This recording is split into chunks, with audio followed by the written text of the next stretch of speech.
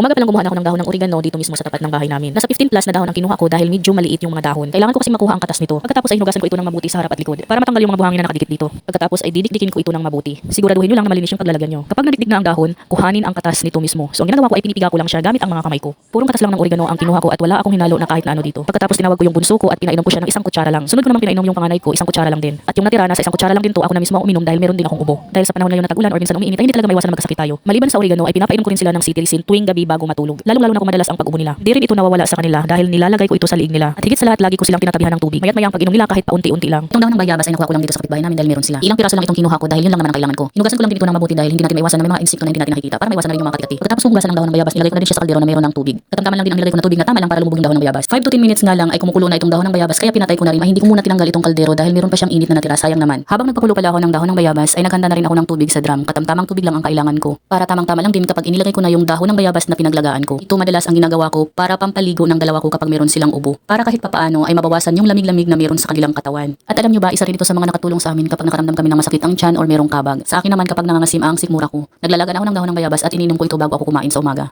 Ang dahon pala ng bayabas ay isa sa mga halamang gamot na matagal nang ginagamit nung unang panahon pa ng mga matatanda. At kung isa ka rin sa mga nanay na katulad ko na naniniwala sa halamang gamot, pwede mo rin siyang subukan. At kung napansin nyo naman na hindi siya nagbago o walang pagbabago sa ubo ng mga anak nyo, magpakonsulta na kayo sa doktor. Dahil itong binabahagi ko sa inyo ay sariling karanasan namin. Yun lang, salamat sa panonood.